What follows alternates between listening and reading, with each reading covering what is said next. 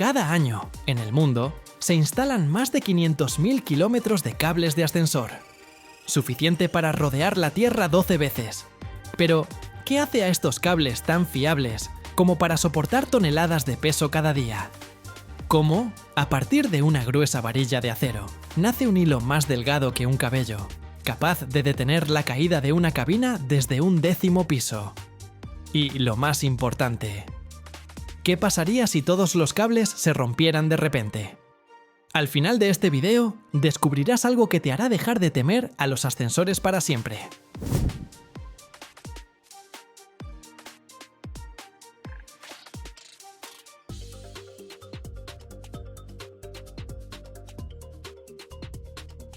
La fabricación de cables de acero para ascensores es un proceso tecnológico complejo y de múltiples etapas, estrictamente regulado por las normas europeas para garantizar la máxima fiabilidad y seguridad.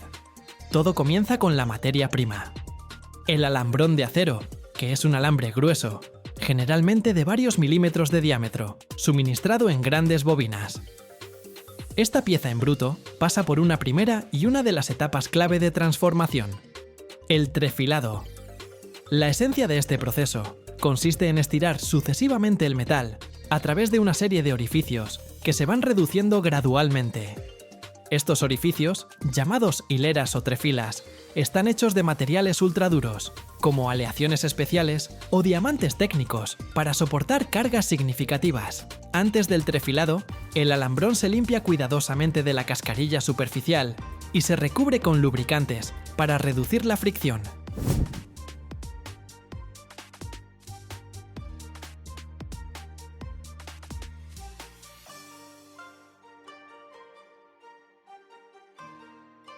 Con cada ciclo de estirado, el alambre se vuelve más delgado y más largo, y su estructura cristalina interna cambia.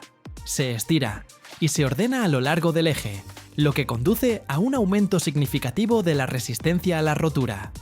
El número de ciclos de trefilado puede llegar a 17 para obtener un alambre con un diámetro exactamente definido, que a veces se mide en centésimas de milímetro. Para los cables destinados a operar en condiciones de alta humedad, se puede aplicar un recubrimiento adicional de zinc, que protege el acero de la corrosión. El alambre de alta resistencia obtenido es el material de partida para la siguiente etapa: el torcido de los cordones, que son los elementos de fuerza principales del futuro cable. Esta operación se realiza en máquinas torcedoras especiales que con alta precisión retuercen un número determinado de alambres, generalmente de 7 a 19, alrededor de un alambre central.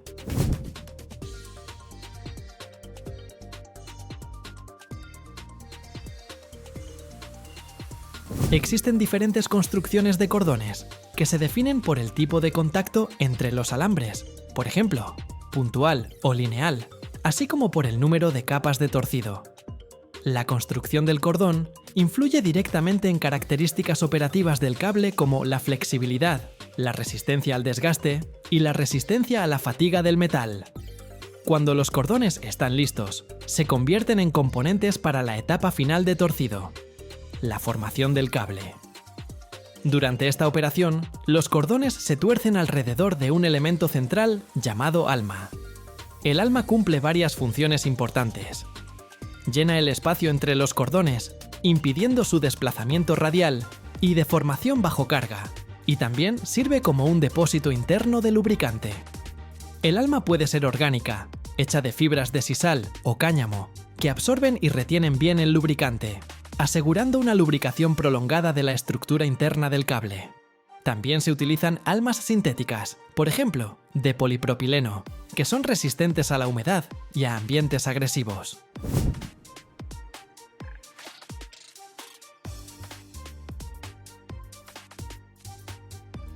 Para los cables que trabajan bajo cargas especialmente altas, se utiliza un alma metálica, que es un cable de acero separado de menor diámetro, que proporciona al producto una resistencia adicional y resistencia al aplastamiento.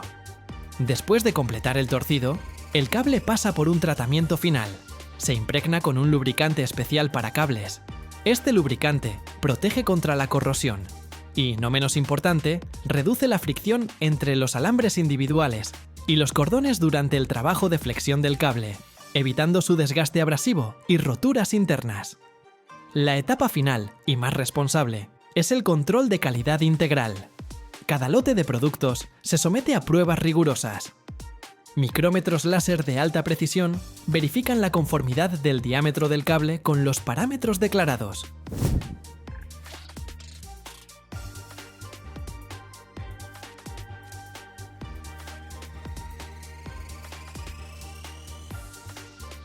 Se prueban muestras del cable en máquinas de rotura para confirmar la resistencia real. Además, se aplican métodos de control no destructivo, en particular la defectoscopia magnética, que permite detectar defectos internos ocultos, como roturas de alambres. Solo después de pasar con éxito todas las verificaciones, el cable recibe un certificado de calidad que confirma su conformidad con las normas y su preparación para el uso. Así, la creación de un cable de acero para ascensores es un ciclo de producción secuencial y controlado, donde cada paso está dirigido a lograr altos índices de resistencia y durabilidad. En Europa, hay más de 6 millones de ascensores en funcionamiento. Anualmente, en Europa se instalan y reemplazan varios cientos de miles de kilómetros de cables de ascensor, manteniendo el funcionamiento ininterrumpido y seguro del transporte vertical para millones de personas.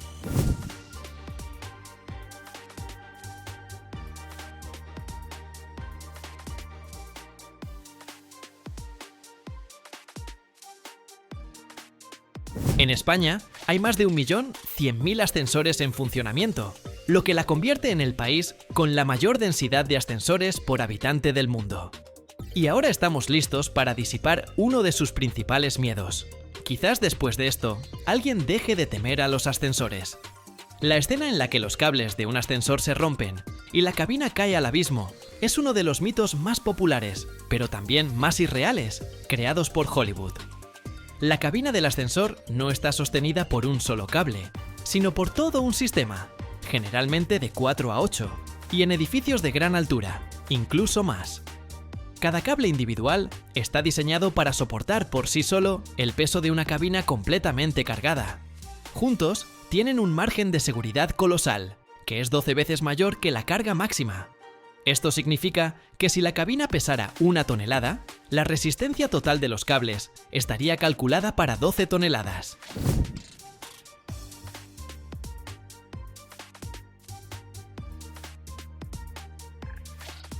Para que todos los cables se rompieran al mismo tiempo, tendría que ocurrir un evento absolutamente increíble. Por ejemplo, una explosión en el hueco que los cortara todos a la vez. Por sí mismos, por desgaste, nunca se rompen simultáneamente. Los cables se desgastan gradualmente, y cualquier signo de desgaste, como la rotura de alambres individuales o la reducción del diámetro, se detecta durante las inspecciones técnicas regulares mucho antes de que la situación se vuelva ni siquiera remotamente peligrosa. Esta es la parte más importante que pocos conocen. Imaginemos lo imposible. Todos los cables desaparecen por arte de magia. El ascensor aún así no caería. Ya en 1852, el ingeniero Elisha Otis inventó un sistema de seguridad que es la base de todos los ascensores modernos. Funciona independientemente de los cables. En la parte superior del hueco hay un dispositivo especial con su propio cable separado, conectado a la cabina.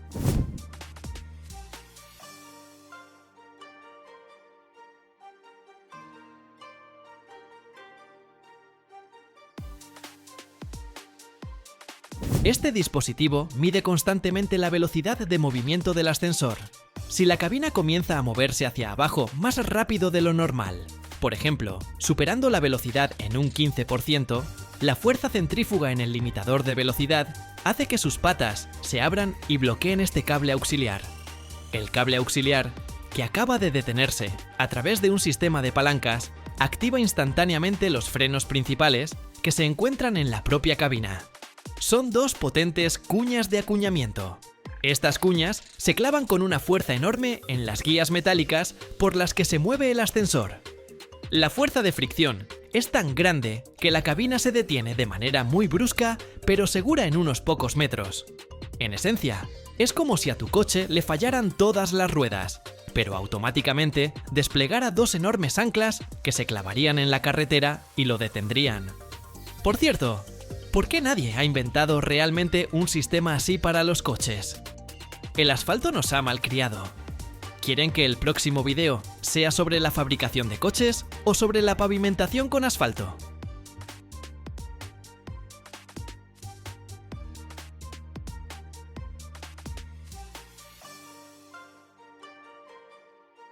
Cada año, en el mundo, se funden más de 1.000 millones de toneladas de arrabio. Pero, ¿de dónde viene este metal ardiente? Imagina un horno gigante, tan alto como un edificio de 35 pisos, que nunca duerme. Sus entrañas brillan como el núcleo de la Tierra, y la temperatura alcanza los 2000 grados. Es un alto horno. Aquí no solo se funde metal, aquí nace el corazón de la industria. Pero hay un secreto, que solo conocen aquellos que están junto a la piquera. Si te quedas hasta el final, descubrirás qué sucede realmente en el centro mismo de esta fortaleza en llamas. ¿Y por qué eso lo cambia todo?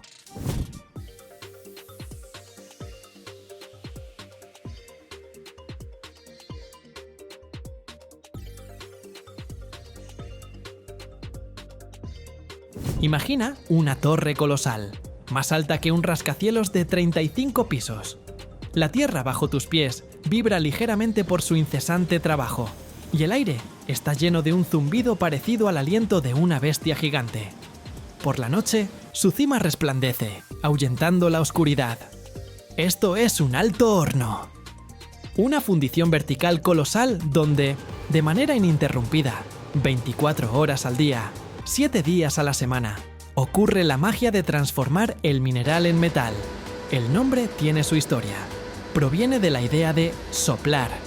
Y no es casualidad. El secreto principal del alto horno es la inyección constante de aire increíblemente caliente, que mantiene el fuego y pone en marcha todos los procesos necesarios. Si cortáramos un alto horno por la mitad, veríamos que se parece a una botella alargada. Cada una de sus partes tiene su propio nombre y propósito. Las paredes del alto horno están revestidas por dentro con ladrillos refractarios especiales, capaces de soportar temperaturas que derriten la piedra. Es una verdadera fortaleza, construida para domar el fuego.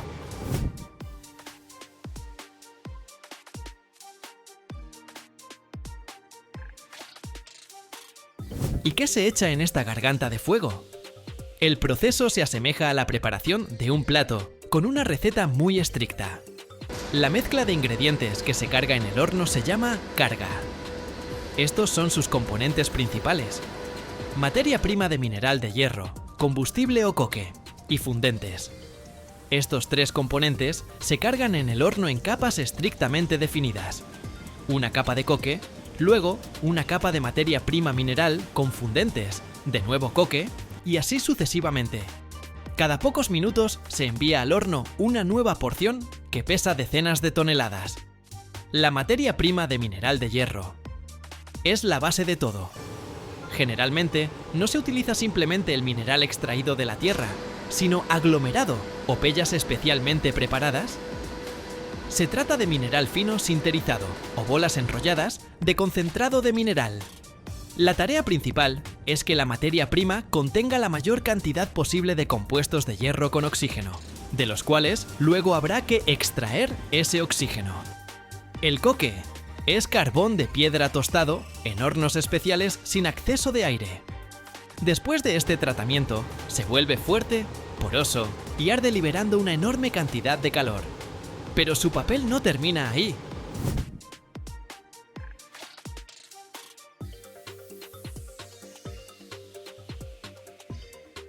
El carbono, del que se compone el coque, es el principal mago que transforma el mineral en metal. El fundente más común es la piedra caliza ordinaria. ¿Para qué sirve? En el mineral y el coque siempre hay impurezas innecesarias, la llamada ganga. La piedra caliza ayuda a aglutinar estas impurezas, formando una escoria de fácil fusión. Así que, la carga está dentro. ¿Qué sigue? Ahora viene lo más interesante. Dos corrientes se mueven una hacia la otra. Desde arriba descienden lentamente las capas de la carga. y desde abajo, un huracán de gases incandescentes se precipita hacia ellas. Todo comienza abajo, en el crisol. A través de tuberías especiales, se inyecta en el horno, a una presión enorme, aire calentado a una temperatura de 1200 grados Celsius. Eso es más caliente que la lava de un volcán. Al encontrarse con el coque al rojo vivo, el oxígeno del aire se enciende instantáneamente. La temperatura en esta zona se dispara hasta los 2000 grados. Al mismo tiempo, se forma dióxido de carbono. Pero al ascender y pasar a través de nuevas capas de coque, se transforma en otro gas, el monóxido de carbono. Y este gas es el verdadero ladrón de oxígeno, tren de...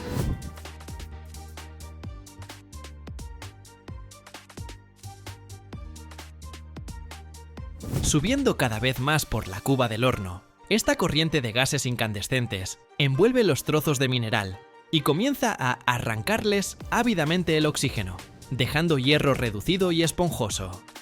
El hierro reducido continúa su viaje hacia abajo, a zonas cada vez más calientes. Pasa a través de las capas incandescentes de coque y, como una esponja, comienza a absorber su carbono. Y aquí ocurre algo asombroso. El hierro puro se funde a una temperatura muy alta, de 1539 grados, pero la saturación con carbono reduce drásticamente esa temperatura. Por eso, en el alto horno no se produce hierro puro, sino su aleación con carbono, el arrabio, que se vuelve líquido ya a los 1200 grados. Aproximadamente cada 40 o 60 minutos, en la parte inferior del horno, se acumula una cantidad suficiente de productos líquidos. Llega el clímax, un espectáculo fascinante. El operario del alto horno, con la ayuda de un taladro especial, abre un orificio en la pared del horno, la piquera.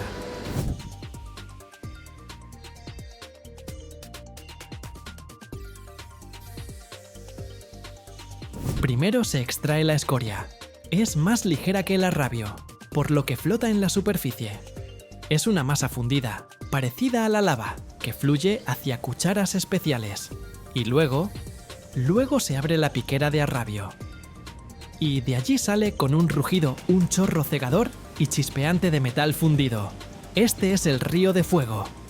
La temperatura de esta corriente es de unos 1500 grados. Fluye por canales especiales, inundando todo a su alrededor con una luz deslumbrante, y llena cucharas gigantes, parecidas a vagones cisterna. Cada una de estas cucharas contiene cientos de toneladas de metal líquido. A continuación, el arrabio se enviará a su siguiente etapa. O se verterá en moldes, o, lo que es más común, se enviará para su procesamiento en acero. El alto horno es una producción asombrosa que no solo produce arrabio. Los subproductos no son menos importantes. La escoria de alto horno, que ya hemos mencionado, después de enfriarse y triturarse, se convierte en una valiosa materia prima para la producción de cemento, bloques de construcción y pavimento de carreteras. El gas de alto horno que sale del horno no se libera a la atmósfera. Se limpia de polvo y se utiliza como combustible para calentar ese mismo aire que se inyecta en el horno. Se crea una especie de ciclo cerrado que hace el proceso más económico.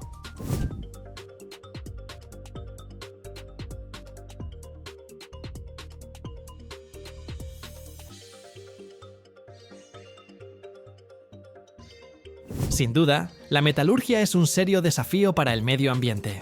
Sin embargo, las tecnologías modernas no se detienen. Durante la modernización de los altos hornos, se instalan potentes filtros y sistemas de limpieza que capturan el polvo y los gases nocivos.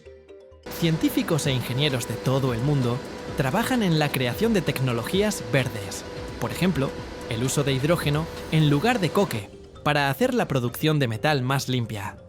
Pero por ahora, el alto horno sigue siendo la reina de la metalurgia.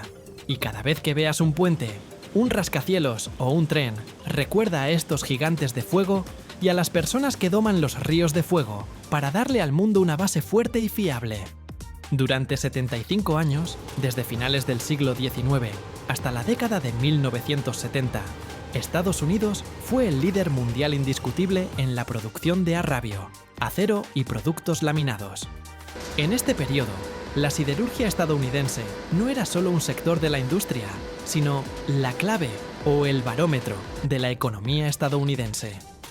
En la década de 1920, por ejemplo, el país producía aproximadamente la mitad del agravio mundial. Imagina, 1 de cada 2 toneladas de este metal estratégico en el mundo nacía precisamente en los hornos de fundición estadounidenses.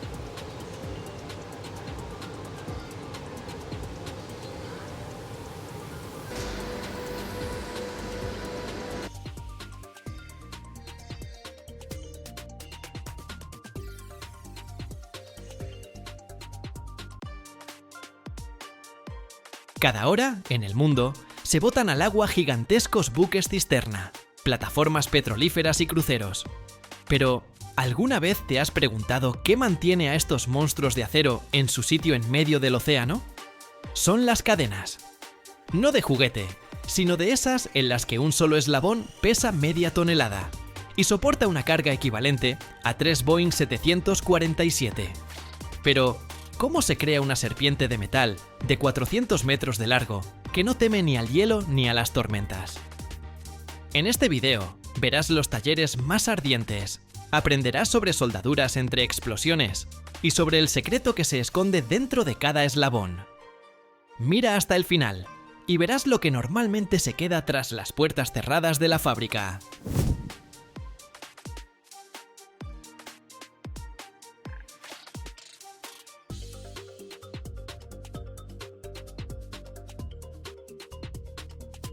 Todo comienza no en el taller caliente, sino en la acería, donde a partir de mineral y chatarra se funde un acero aleado especial. No es un metal común. Para la producción de cadenas que soportarán cargas de miles de toneladas, se necesita un acero de la más alta calidad, capaz de resistir no solo la tracción, sino también la fragilidad a las temperaturas extremadamente bajas de las aguas árticas y la corrosión incesante. Después de la fundición y el análisis de la composición química, el acero se vierte en moldes, de los que salen enormes lingotes cilíndricos. Estos lingotes, aún calientes, pasan por trenes de laminación, que con una fuerza increíble comprimen y estiran el metal, convirtiéndolo en largas barras de acero de sección redonda. El diámetro de estas barras puede superar los 200 milímetros, el grosor del tronco de un árbol adulto. Después de enfriarse, se cortan en segmentos de una longitud determinada. Cada uno de estos segmentos es el futuro eslabón de una cadena gigantesca.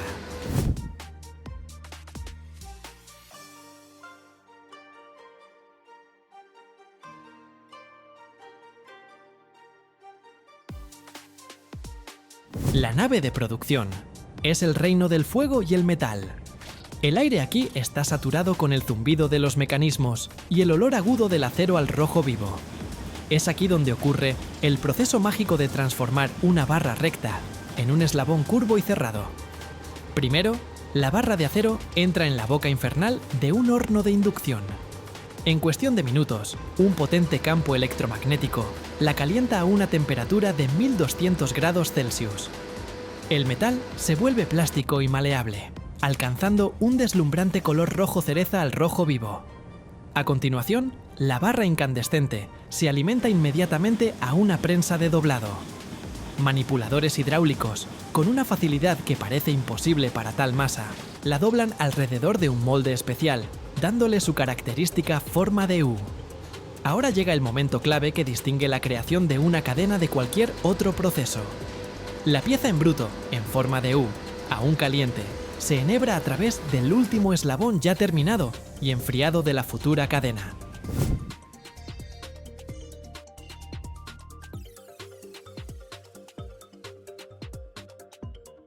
De esta manera, los eslabones se conectan uno con otro, formando un hilo metálico continuo. Después de esto, los extremos de la pieza en forma de U se juntan y se sujetan firmemente en las gigantescas mordazas de cobre de la máquina de soldar. Comienza el proceso de soldadura por contacto y fusión. A través del punto de unión, se pasa una corriente eléctrica de enorme intensidad. El metal en el punto de contacto se derrite instantáneamente, acompañado de un destello cegador y una fuente de chispas. En ese momento, una prensa hidráulica, con una fuerza de cientos de toneladas, comprime los extremos fundidos, fusionándolos literalmente a nivel molecular en una sola pieza. En el lugar de la soldadura, se forma un exceso de metal, la llamada rebaba, que se corta inmediatamente con cuchillas especiales mientras el eslabón aún está caliente. Un eslabón recién soldado todavía no está listo para las pruebas. Para darle la máxima resistencia, hay que templarlo correctamente.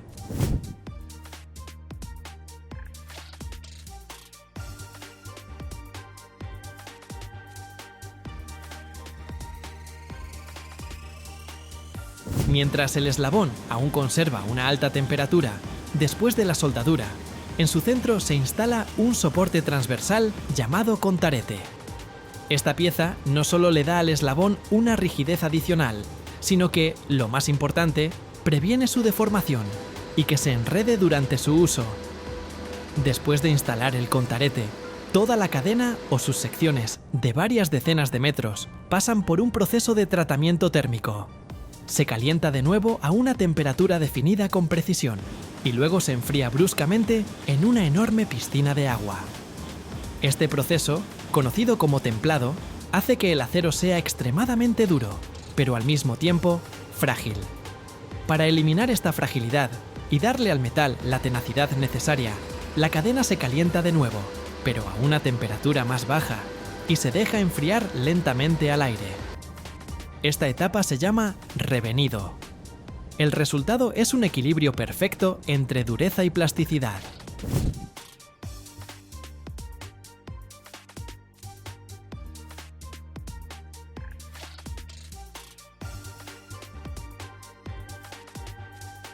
Ni un solo metro de la gigantesca cadena abandona la fábrica sin pasar por una serie de las pruebas más rigurosas.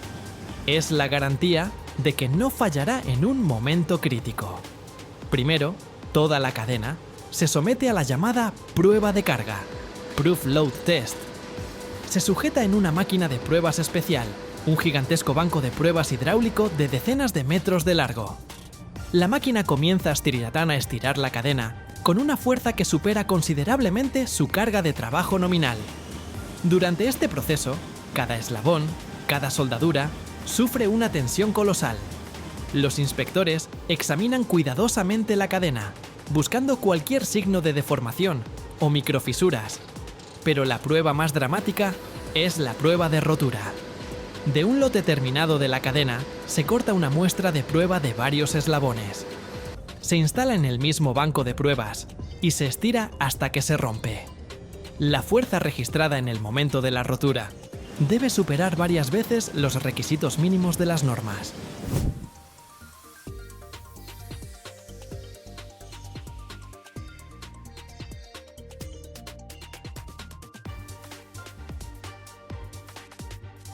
El estruendo ensordecedor del metal al romperse no es un signo de fracaso, sino la mejor confirmación de la calidad y fiabilidad de todo el lote. Después de las pruebas mecánicas, cada eslabón se inspecciona con ultrasonido y defectoscopia, por partículas magnéticas, para detectar cualquier defecto interno oculto. Solo después de pasar con éxito todas estas etapas, la cadena recibe su certificado de calidad y está lista para ser enviada. Cargada en el transporte, parece una serpiente de acero durmiente, lista para comenzar su silencioso servicio en las profundidades del océano, manteniendo firmemente en su lugar las mayores creaciones de manos humanas. Para las cadenas de la más alta categoría, esta carga puede superar las 1000 toneladas. Esto significa que la cadena se estira con una fuerza equivalente al peso de 3 Boeing 747. La carga mínima de rotura, es decir, la fuerza a la que se garantiza que la cadena no se destruirá, para tales productos a menudo supera las 1500 toneladas. Es una fuerza capaz de sostener en el aire todo un tren de mercancías cargado de carbón.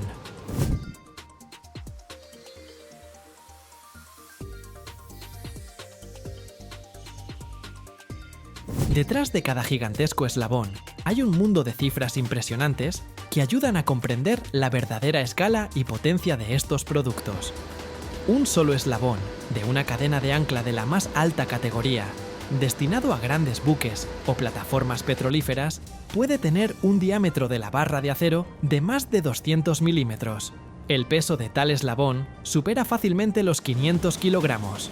Eso es más que el peso de 3 o 4 hombres adultos o un piano de media cola. Sin embargo, las cadenas no se miden por unidades, sino por secciones. Una sección marítima estándar tiene una longitud de 27,5 metros. Una cadena de ancla completa para un superpetrolero o una unidad flotante de producción, almacenamiento y descarga de petróleo puede constar de 12 o 15 de estas secciones, alcanzando una longitud total de más de 400 metros. Su peso total supera fácilmente las 200 o 250 toneladas, lo que es comparable al peso de 2 ballenas azules adultas.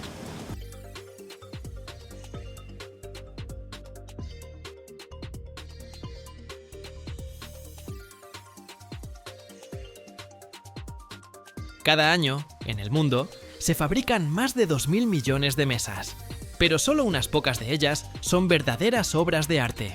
En este video, te mostraremos cómo, a partir de una tabla irregular y agrietada, nace una mesa única con flores vivas atrapadas en resina transparente como en ámbar. Descubrirás por qué estas cicatrices de la madera no se ocultan, sino que se realzan, y cómo los pétalos de amapola conservan su brillo durante décadas. Pero lo más importante, te espera un secreto que no encontrarás en ningún taller. Mira hasta el final y sé el primero en descubrirlo.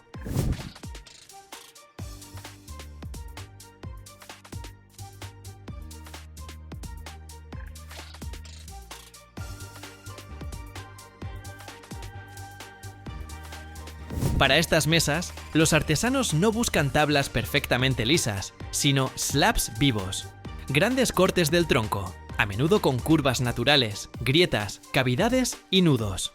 Lo más frecuente es usar maderas valiosas, nogal, roble, arce, fresno, acacia o incluso maderas exóticas. Lo principal es que la madera esté bien seca. La humedad no debe superar el 8 o 12%. De lo contrario, con el tiempo pueden aparecer grietas o deformaciones. Después de elegir la tabla, se limpia de corteza, polvo y recubrimientos viejos.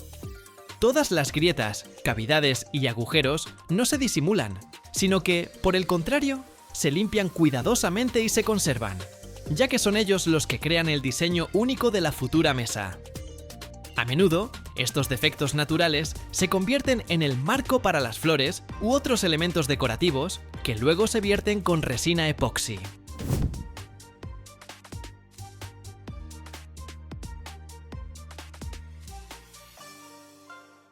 Para que la resina se adhiera bien y no haya burbujas, la madera se trata con imprimaciones especiales o resina líquida para pequeños vertidos. Esto sella los poros de la madera y evita la salida de aire durante el vertido principal. Luego, la tabla se lija, pero no se nivela hasta una geometría perfecta. Se deja el borde vivo, una onda natural o incluso grietas. Esta irregularidad es precisamente ese toque especial que hace que cada mesa sea única. Como ven, es gracias a esta preparación que las tablas en bruto se ven orgánicas, interesantes e irrepetibles. La base ideal para una mesa en la que las flores parecen flotar en resina transparente en medio del relieve natural de la madera. En el aire, durante el proceso de producción de estas mesas únicas, flota el olor a aserrín fresco. La luz cae suavemente sobre la textura de la madera, resaltando cada nudo, cada grieta, que aquí no se ocultan, sino que, por el contrario, se exhiben, como las cicatrices en el rostro de una persona con experiencia.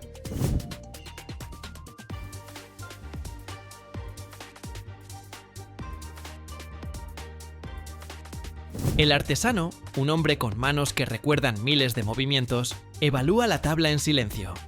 Coge una lijadora. Su zumbido recuerda a las mañanas en que la ciudad aún duerme, pero el taller ya tiene vida propia. La superficie se vuelve cada vez más lisa. Los dedos se deslizan sobre la madera, captando irregularidades microscópicas. El artesano trabaja sin prisa, pero con seguridad, como si cada movimiento fuera parte de un antiguo ritual. Sobre la mesa, junto a la tabla, se colocan flores vivas, delicadas manzanillas, brillantes amapolas, pétalos que hace poco temblaban al viento. Se distribuyen sobre la superficie, buscando la composición ideal, como un pintor que crea un cuadro con lo que le ha dado la naturaleza. Cada flor es una pequeña historia de verano, capturada en un instante. Para que las flores en las mesas de resina epoxi se vean brillantes y vivas, se preparan con especial cuidado, ya que de esto depende tanto la belleza como la durabilidad de la composición.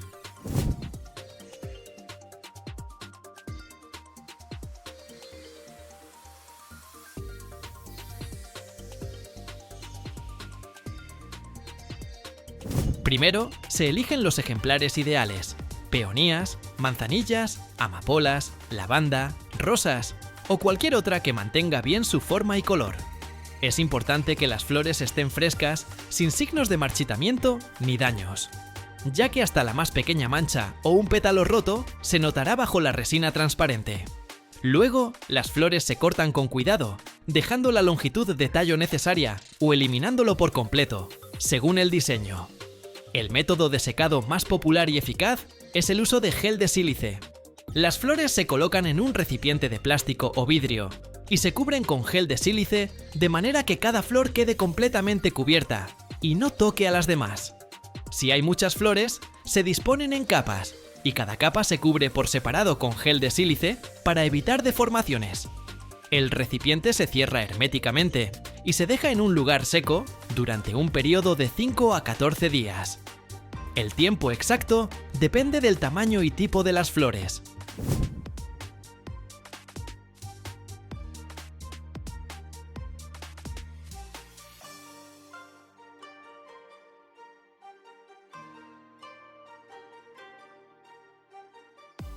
El gel de sílice extrae toda la humedad, conservando la forma y el color de los pétalos de la manera más natural posible.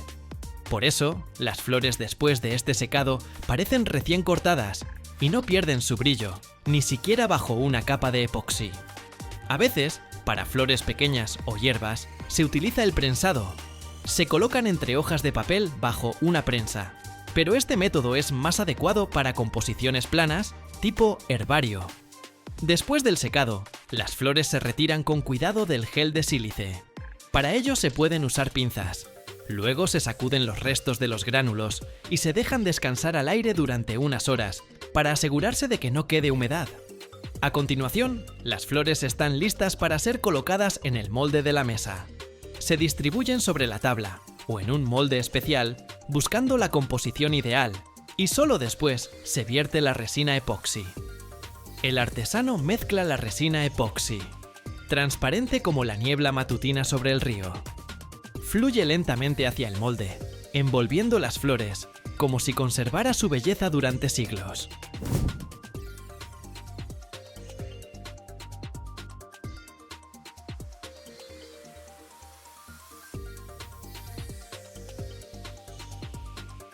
El aire se llena de un ligero olor químico, pero es el olor de la creación, no de la destrucción.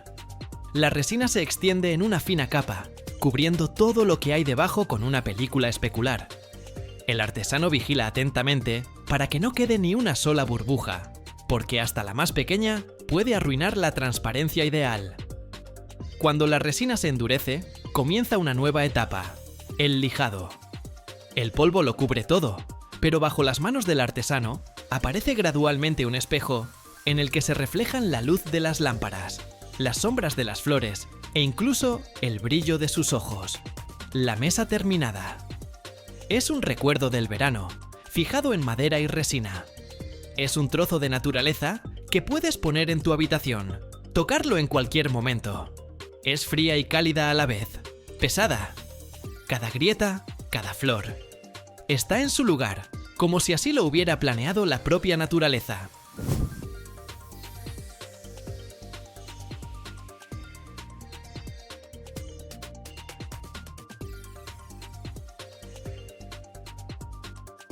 El artesano pasa la mano por la superficie, asiente satisfecho.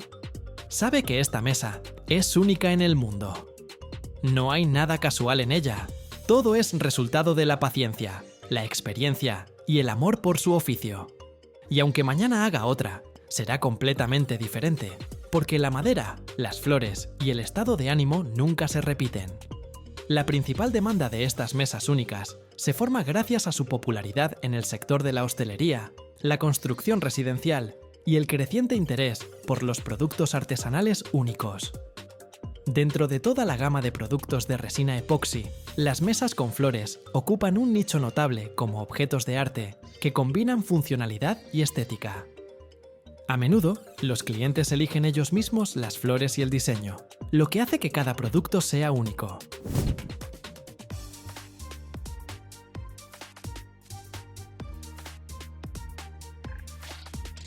La combinación de diferentes plantas permite crear efectos de varias capas, imitar un paisaje o un ramo. La gama de colores depende del tipo de planta. Los tonos azules y violetas se conservan mejor. Los amarillos y rojos pueden desvanecerse un poco. Cuanta más textura haya, por ejemplo, musgo o gramíneas, más interesante se verá el producto en el espesor de la resina.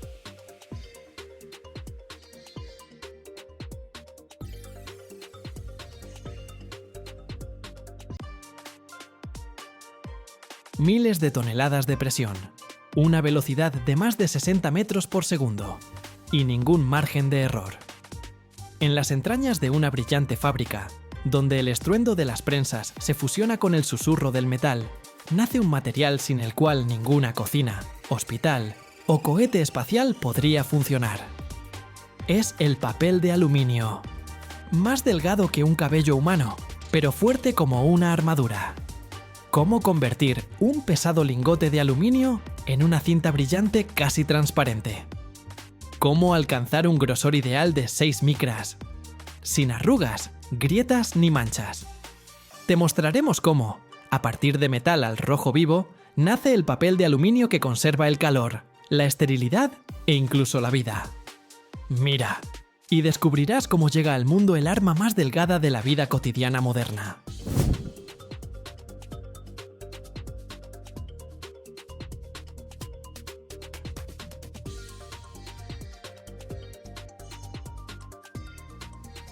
Todo comienza con un metal brillante que parece recién sacado de un lago de plata de los dioses. En realidad, es aluminio secundario, latas de bebidas, viejas estructuras o materia prima virgen de bauxita. Se arroja a enormes hornos industriales donde reina una temperatura de unos 660 grados Celsius, el punto de fusión del aluminio. Dentro, no solo hace calor, es un infierno. El metal se transforma lentamente en una masa líquida brillante, parecida a un espejo derretido. Y aquí comienza la magia. Se añaden aleaciones especiales, silicio, cobre o manganeso, para darle al papel de aluminio la dureza, elasticidad y resistencia térmica deseadas. Esto es, en esencia, la primera receta de lo que luego llamaremos el papel de aluminio perfecto.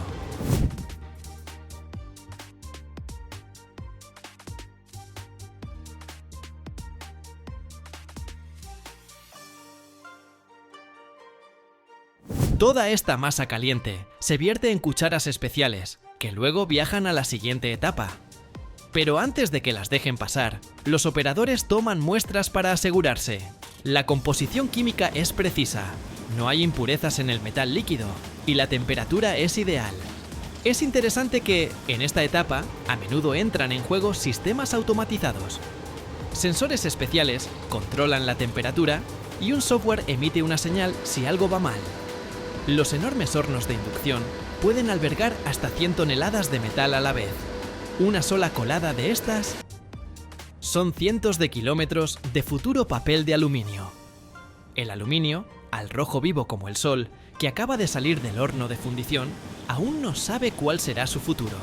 Envoltorio de chocolate, casco de astronauta o parrilla en la terraza. Pero la siguiente parada ya está clara. La colada en lingotes.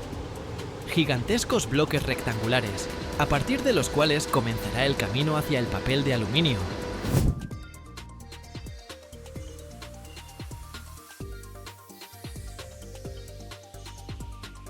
El metal líquido se vierte en máquinas especiales de colada continua. Lo enfrían instantáneamente, desde una temperatura de más de 600 grados Celsius hasta 60 grados Celsius, formando bloques masivos de hasta 8 metros de largo y con un peso de hasta 10 toneladas. Esto aún no es una lámina, ni una cinta, solo una pieza en bruto. Pero ya debe ser perfectamente homogénea porque la más mínima burbuja de aire o partícula extraña en la estructura y el papel de aluminio luego se romperá, como los nervios antes de una fecha límite. El control de calidad aquí también es de alta precisión.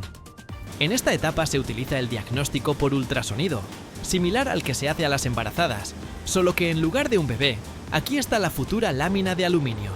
Se buscan defectos internos, microfisuras, cavidades, faltas de llenado. Tan pronto como los lingotes se enfrían, se envían al procesamiento mecánico. Nivelación de la superficie, lijado, marcado. Ya no son anónimos. Cada lingote tiene su propio número, historial y características. Se puede rastrear desde la fundición hasta el rollo de papel de aluminio terminado.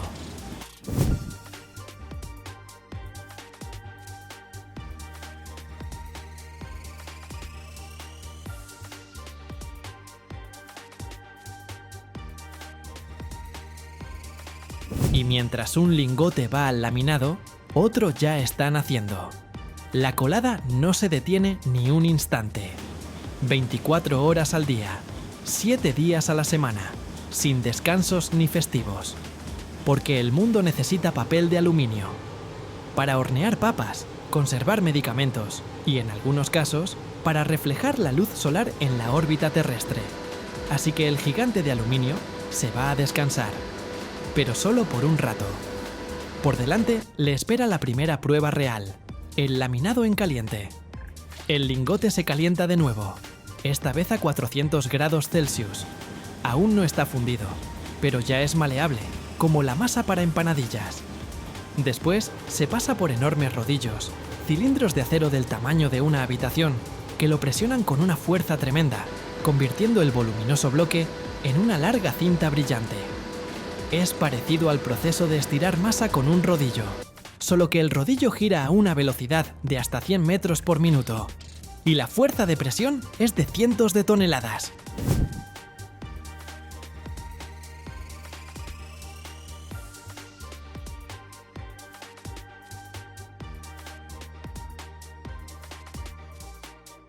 Con cada pasada, la lámina se vuelve más delgada y más larga. Si al principio su grosor es de casi 60 centímetros, después de varias pasadas en caliente es inferior a 10 milímetros. Esto todavía no es papel de aluminio, pero ya se parece mucho a algo familiar. Grandes láminas brillantes que se enfrían y se enrollan en bobinas de hasta 150 metros de longitud. ¿Y sabes qué es genial? El laminado en caliente no es solo una simple compresión física. Aquí es importante la estructura del grano del metal, su elasticidad, la tensión interna. Por eso, el laminado es controlado por computadoras especiales con sensores de temperatura y medidores láser de grosor. Si algo no va bien, la línea se detiene. Las bobinas enfriadas se colocan en estanterías especiales, como si fuera champán en una bodega. Allí descansan un poco, liberando el estrés después del laminado, para que no se rompan luego a medio camino del supermercado.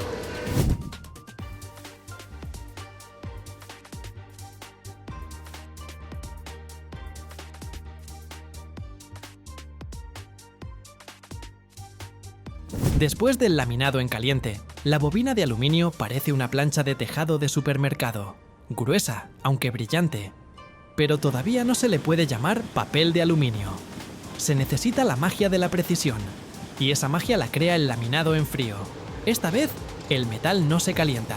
Al contrario, la cinta se alimenta a los trenes de laminación a temperatura ambiente, donde pasa por rodillos de alta precisión que la comprimen aún más fuerte.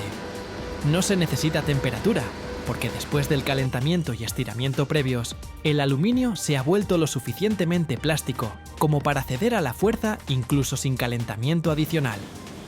Y aquí sucede algo increíble. El grosor se reduce a 0,2 milímetros, y a veces incluso menos. Esto es 10 veces más delgado que un cabello humano. Imagínate que una lámina tan delgada se puede enrollar en una bobina de hasta 20 kilómetros de longitud. Y todo esto a partir de una sola pieza en bruto.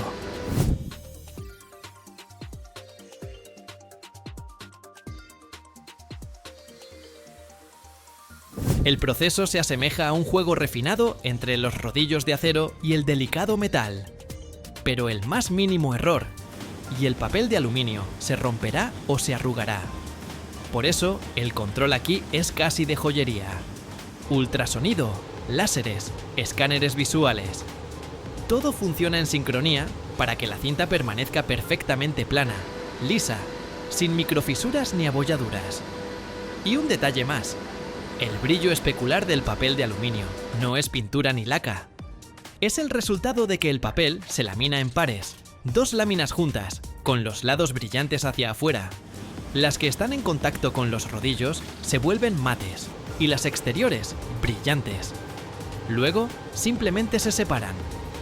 Por cierto, es en este proceso donde nace el papel de aluminio doméstico, el embalaje farmacéutico, el papel para yogures, chocolate, café y también el papel aislante para el espacio y los coches eléctricos.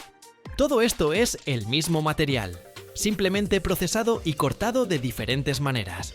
Y tan pronto como el papel de aluminio alcanza el grosor deseado, se recuece en hornos para eliminar la tensión interna y se prepara para la etapa final, corte y empaquetado.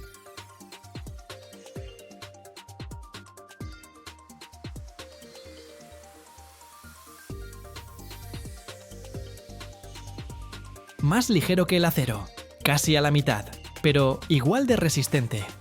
Un metal que no teme al óxido, al agua salada e incluso puede vivir en tu cuerpo sin causar alergias.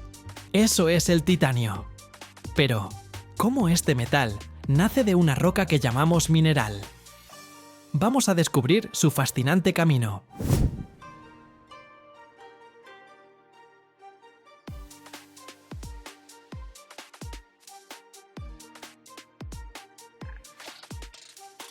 El titanio no se encuentra simplemente en su forma pura como el oro o la plata. Está oculto en minerales llamados rutilo e ilmenita. Estas piedras son pesadas, oscuras y deben extraerse del suelo. Enormes excavadoras, verdaderos gigantes de la construcción, arrancan la tierra a decenas de metros de profundidad. Sus enormes cucharas, del tamaño de un automóvil pequeño, muerden el suelo, levantando toneladas de rocas, arena y arcilla. El aire se llena del rugido de los motores y del chirrido del metal, mientras nubes de polvo se elevan al cielo como tormentas de arena. Cada movimiento de la excavadora es una danza poderosa de metal y fuerza, donde la precisión se combina con una increíble potencia. Cadenas gigantes y sistemas hidráulicos trabajan en perfecta armonía, como músculos mecánicos que permiten a estas máquinas conquistar incluso las rocas más duras. Un verdadero espectáculo de tecnología, donde cada paso acerca a revelar los tesoros de la Tierra, el mineral que se convertirá en el comienzo de una gran aventura industrial.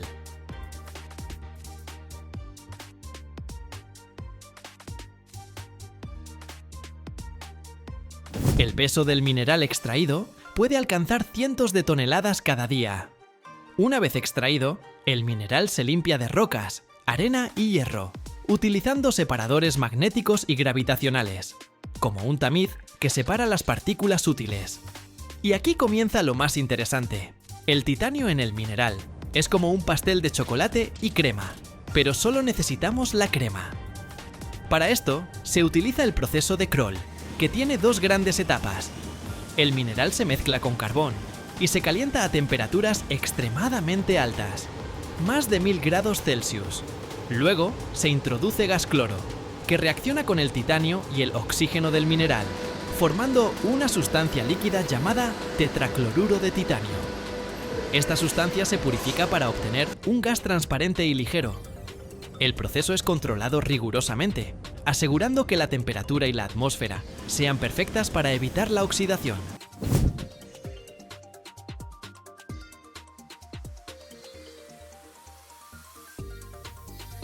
El tetracloruro purificado se introduce en una gran cámara hermética, donde se mezcla con magnesio fundido a más de 1500 grados Celsius.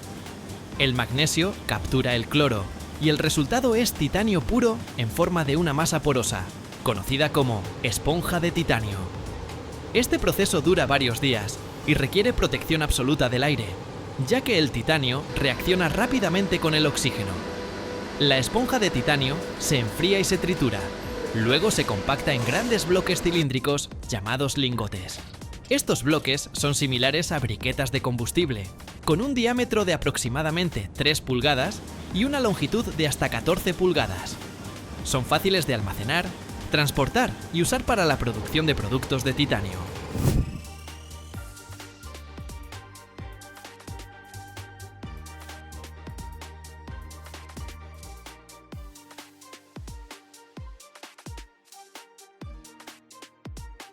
Una vez que los lingotes de titanio están listos, se funden y se moldean para obtener piezas que se utilizarán en la aviación, medicina, ingeniería y muchas otras industrias. El proceso incluye forjado, laminado y otros métodos que permiten dar al metal las formas y propiedades necesarias. Primero, los lingotes se calientan a altas temperaturas, generalmente alrededor de 950 grados Celsius. Este calentamiento hace que el metal sea más maleable, permitiendo su deformación sin agrietarse. Pero incluso a esas temperaturas, el titanio sigue siendo extremadamente fuerte y resistente, por lo que se necesitan máquinas especiales, poderosas prensas que pueden aplicar enormes fuerzas.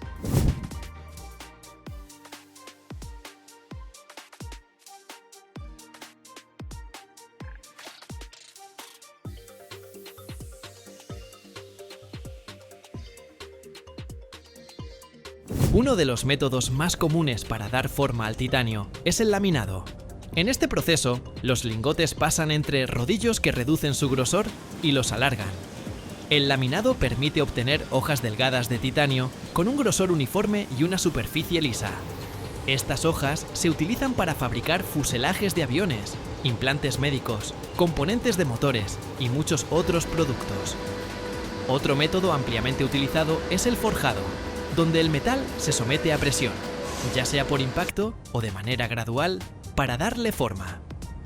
El forjado se realiza en prensas especiales o martillos que aplican una presión inmensa. Esto compacta la estructura del metal, aumentando su resistencia y tenacidad, características cruciales para piezas que operarán en condiciones extremas, como los motores de aviones.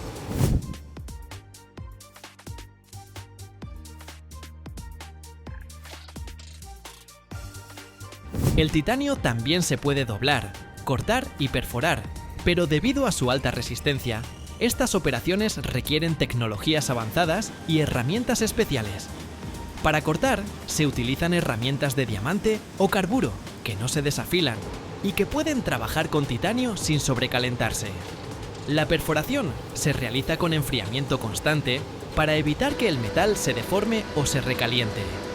Una característica especial del titanio es su tendencia a reaccionar con el aire a altas temperaturas, lo que provoca la formación de películas de óxido en su superficie.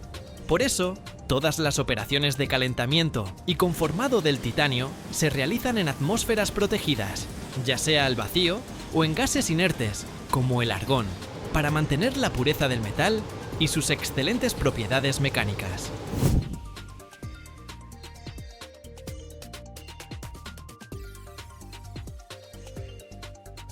Los aviones y naves espaciales contienen hasta un 30% de titanio porque es ligero y soporta grandes cargas.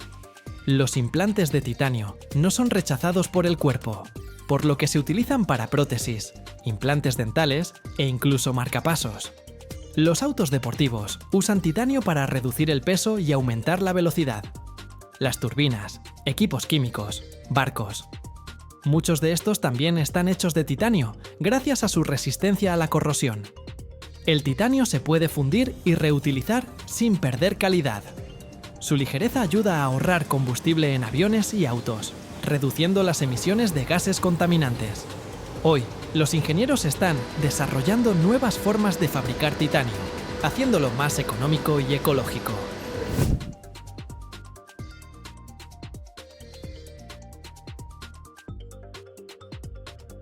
La tecnología más revolucionaria es la impresión 3D con titanio. El futuro ya está aquí. Imagina que, en lugar de cortar o forjar metal, literalmente crean una pieza capa por capa, como si construyeran un modelo con el material más resistente. Este método permite fabricar formas complejas, con cavidades internas, delgadas costillas y patrones geométricos que antes eran imposibles. Gracias a la impresión 3D, se puede reducir el peso de las piezas sin perder resistencia. Ideal para aviación y exploración espacial. El proceso se realiza en cámaras especiales, donde el polvo de titanio se funde con láser o un haz de electrones, controlando cada capa con precisión. Esto no es solo una tecnología. Es el futuro que ya está creando piezas más ligeras, fuertes y eficientes para las aplicaciones más exigentes.